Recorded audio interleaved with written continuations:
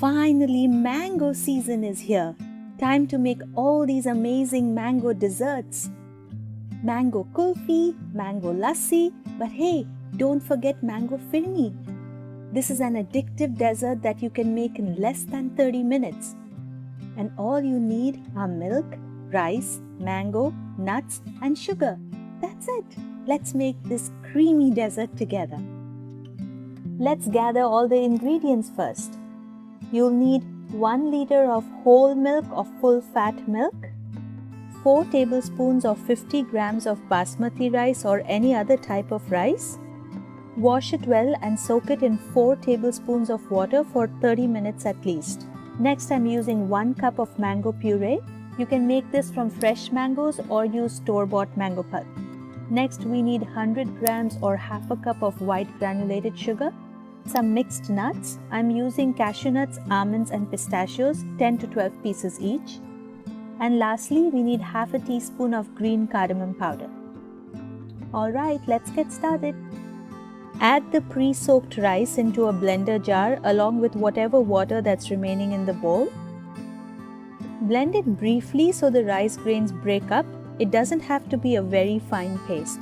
Let me show you how it should look like. The best I can describe is that it feels a little coarser than semolina. Next, we'll add the nuts into a grinder jar and we'll grind this into a coarse powder, like that. Set a pot on medium-high heat, preferably a non-stick one, and let the milk come up to a boil. Once the milk starts boiling, we can add in the pre-soaked rice that we just blended. We are going to keep boiling the milk until the rice is fully cooked. Keep in mind that you have to scrape the bottom of the pot as you stir the milk because the rice grains have a tendency to settle down and stick to the bottom of the pot and it could burn. Also, scrape off any cream that may stick on the walls of the pot and add them right back into the milk. Can you see how the rice grains are kind of glistening at the back of my spatula? That means that they are not cooked as yet. But the good thing is, since the rice grains are so tiny now, they are going to cook in no time. After around 10 minutes of the milk boiling, you can see these little pockets forming there. Over there, can you see that? Yeah. That shows that the rice grains are becoming soft and puffed up. I can show you. At this point, it looks around 50% done. Keep stirring and scraping and stirring and scraping, and after 15 minutes, the milk should look even more creamier and our rice grains should have cooked through. You can check if the rice grains are soft enough. If yes, it's time to add in the sugar. You can add less or more depending on how sweet the mango puree is. Next, add in the green cardamom powder and the powdered mixed nuts. It's starting to get really tasty. Sometimes the powdered nuts tend to clump together, so just take a whisk and break up the clumps. Okay, let's check for sugar. This is already so good. Imagine how good it's going to be after we add mango in. And after 25 minutes, can you see how thick the milk has gotten and how these little bubbles are forming? I always asked my mom, how does her rice pudding turn out so creamy without any added cream? And she told me, always cook to this point when you see these little bubbles, and that's when you know that it's perfectly creamy, and now it's time to turn off the heat. Now time to add in the mango puree. Let's scrape off anything that's stuck to the bowl. It really is a crime to waste mango puree, right?